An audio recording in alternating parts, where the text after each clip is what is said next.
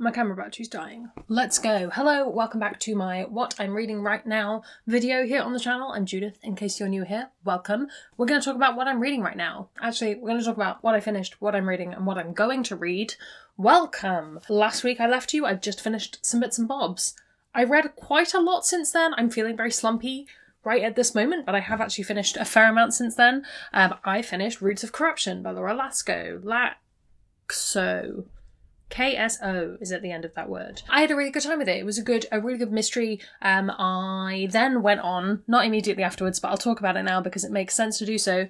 And I finished The Doves in the Dining Room, which is the novella of that series. So I am up to date on that series now, which feels like a real achievement. I got to mark it off on my series tracker as up to date. Very satisfying. Paranormal, urban fantasy, mysteries. They're a good time. I would say that this one felt less of a mystery than some of the others have. I think you have to walk the line in a mystery between how much do you make your reader feel really smart for solving the problem, and then the trade-off of do you make your detective look more foolish for not solving it before that point. I had fun. It was good. I would recommend them. I will be filming a full video for Overbooked, so I nearly said keep your sneaky peepers out for that one, which is not a great way of saying keep your eyes out for that one. There you go. Then I did actually read this on NetGalley, but then my physical review copy came. Both were sent to me for free. The God of Lost Words by AJ Hackworth. This is the third Hell's Library book. I loved this. If you didn't like book 2, this continues on with similar vibes to book 2. So if book 1 was your jam and you're like, oh, book 2, that is not a trajectory that you will enjoy. I personally really like book 2. I loved this. It was wonderful. I'm really excited to reread this series. This really feels like one of those sets of books that's really going to stay with me. I'm excited. I should probably show you all of them together, but I don't know where they all are, so I'm not going to do that. Adventure, gays, libraries, afterlives, death. This book was essentially written for me. What can we say? As part of my A.M. Macklemore read-along, I finished Wild Beauty. This is actually the first of their books that I ever read, and I thought it was fairly weird at the time, and I thought that going back and reading it now with a better understanding of kind of what magical realism is, being in a different stage of life, I guess I also thought, I still found this quite weird, and I was trying to pin down why I don't not enjoy this book, but why I don't enjoy it as much as I enjoyed the previous 2 books I've read. And I think it largely comes down to how much is unexplained and how much the setting really fits. And this is a beautiful setting because it's this beautiful floral landscape wonderfulness, but it's not really anchored in much else. And I think I would have appreciated a better sense of, how close to towns are we? Not necessarily where are we in the world, but where are we in terms of the social structures going on? I don't know, I think it was interesting. That's not to say this isn't good, and I think for somebody else this might be their favourite book of the bunch. For me personally, I was kind of okay, this doesn't have what I was getting out of the first 2. That's what I'll say on that. I'm also really sorry if you're just getting heaps of wind. We are up in the attic and it is being buffeted by storm winds today. I finished Revenant Gun by Yoon-Ha Lee. I finally finished that series. Well, I've got to read the short stories in the novella, but I'm nearly done. I enjoyed this well enough. Book 2 is definitely my favourite of that series. This is kind of big sci-fi, sort of analysing war, sort of analysing people. I think this possibly had a bit too much of the, who are we really talking to and who's on which side and who's trying to do what, for me personally. I know that seems odd having wanted more of that from the mystery, but for me it was just a bit okay, we get it. There are cases of mistaken identity and this is of your own doing. I still really enjoyed that series overall. I think some content warnings do apply because there's a lot of stuff to do with mind control and then where do you go with consent and all of the above. Would I recommend it to everyone? Absolutely not. I think if you like that kind of book, if you like that very heavy in the world building and light on the explaining the world building, that might be a series that you would enjoy. I actually finished early. I finished Lost Worlds and Mythological Kingdoms, which is a short story collection of stories about Lost Worlds and Mythological Kingdoms. There is a lot more sci-fi in this than I was expecting. I thought it was going to be all fantasy, which I think the cover does it a bit of a disservice there. I'm looking at it on a screen. I think it makes it look like it's going to be much more fantasy. I would say it felt much more, not sci-fi, but either sci-fi or kind of current than fantastical, which is not a criticism, it's just something to note. I really liked a lot of these. There were a few stories that had some weird moments, but I wouldn't say that was an odd experience for me. There is almost always a couple of short stories in a collection where I'm like, that didn't sit right with me. And that was the case with this, just for a couple. I think it was the one by... Was it Jeffrey Ford? I can't remember, but it wasn't for me, shall we say. But on the other side of that coin, there were some really good stories. Becky Chambers always blows me away. Her story was great. Would I recommend buying this? Would I recommend picking this up? I would recommend picking it up. I don't know if I'll be rushing out to buy myself a copy, but I can't actually think of the last time I bought myself a short story collection, so... Oh, and I can finally tell you about that poetry collection I've been talking about for like a month. I finished Pole Dancing to Gospel Hymns by Andrea Gibson, who is one of my favourite poets. This is a really lovely collection. I think the Madness Vase is still my favourite, but I don't know if that's because I've had the Madness Vase for a number of years now and I keep coming back to it. But it was really lovely to have this. A lot of the poems in here I've obviously heard performed, not live because it was on YouTube, but I've heard them when they were performed live.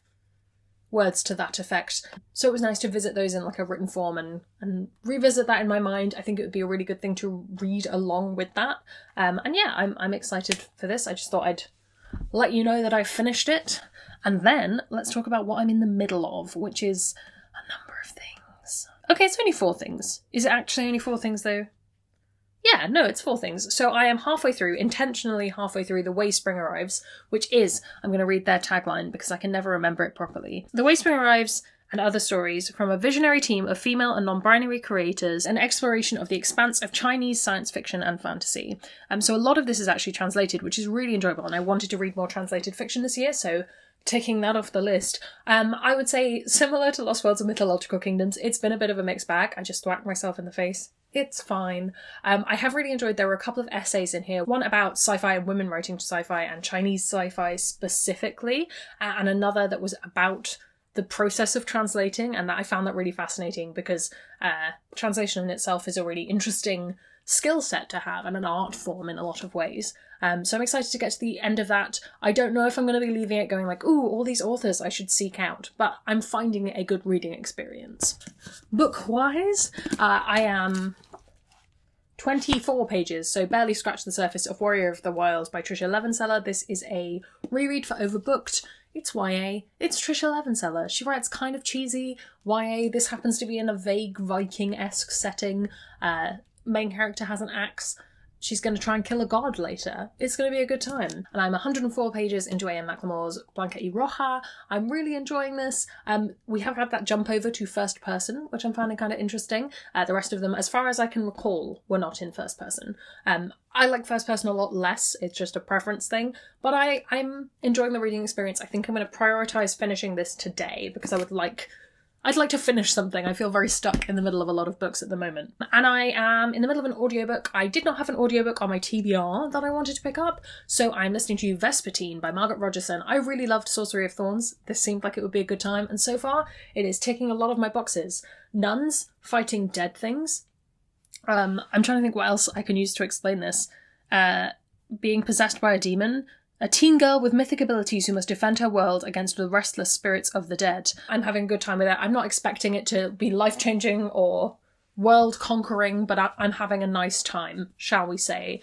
Intrigued to see if there's going to be a romance in it. I'm 50% of the way through, and at the moment there are a number of potential candidates, but no one has come forth to say, hello, I am the floppy-haired love interest of your dreams. So... who knows? So obviously I'll be finishing all of those. I have to try and read half of Atlas 6 this week. Whether that will happen or not, I don't know. It's quite long. And I also have Carnival of Ash, which I know nothing about and I keep trying to start and kind of stalling. So I think that might be a book that I try and read like in the bath or something pleasant like that, just to get me started. And lastly, I want to read Ancillary Justice. This is our Space Sirens Book Club pick for the month. I think this is going to be fairly speedy going. I just feel it in my bones, so I'm going to try and pick that up and go as fast as I can with it. Usually I find these videos really motivating for getting me to the end of the week, so thank you for being here. Next week I've got a couple of different bits. Obviously the next A.M. McLemore will be Dark and Deepest Red. I'm going to actually try, I don't know where it is, I'm going to try Radical Act of Free Magic. We'll see how we go, and I might be trying to read some of June. I may or may not be trying to pick this chunky boy up. We'll see. if I don't blow away first. Books that I've added on my shelves, and then new releases, and then we'll be done. The lovely Asha came around this weekend. She brought around her copy of This Poison Heart. I really love this book. She wasn't so keen on it. I'm excited to own a copy. I'm really excited for the sequel, which comes out later this year. She also brought me a copy of the new Indie Bites, which is out, which is a sort of magazine-y, it's not a magazine, it's more like a short book really, of stories by indie authors, some reviews. I have the second one as well in physical edition. I own the others digitally, because this has a story by Adie Hart, who I don't know if she'll let me reveal this, so I will check with her before I edit it, but who is Asha, so she signed it for me. I would really recommend. Her story in this one is absolutely lovely. I will leave a link to these below, not being paid to do it, just a friend. New releases that I want to flag up that I've read this week, or that I have read and they come out this week is probably a better way of putting it. My review for this will be up. I think that goes up today when I'm filming, but Age of Ash by Daniel Abraham is out. My personal feelings on this, I think it's going to be a really exciting trilogy when it's done. On its own, it's alright. That's what I'll say. You can go watch that video if you want to. And Only a Monster by Vanessa Lem was a little bit too YA for me. Just for me personally. It didn't quite tick the boxes I wanted it to, but I have kept thinking about it. So I think there were some really interesting ideas there. And I will certainly be looking out for what Vanessa Lem does in the future. I think that this book in particular wasn't quite there for me, but I would definitely read from them again. Interested. I think that's everything that I wanted to talk about. So, what have you been up to? What have you been reading? How are things? I've mainly been sewing, to be honest. I do have a sewing project planned, so you will get that in the future. But trust me, I've been sewing up a storm. There's just a whole pile of boning. This is your hint. There's this pile of boning next to me. Boning. While you're down there commenting all of those things, you can also subscribe if you haven't already. It makes me feel very loved and appreciated. You can follow me on social media. Come hang out on Discord where we have a wonderful time talking about books. Somebody posted a picture of their stick insects. It was very, very exciting. I genuinely love it. If you want to come, just show me your pet pictures.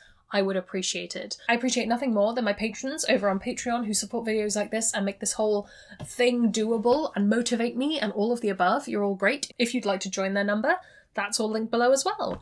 Thank you so much for watching. That's all from me, and I will see you in the next one. There's gonna be some bloopers now. Not necessarily where are we in the world, but where are we? Where?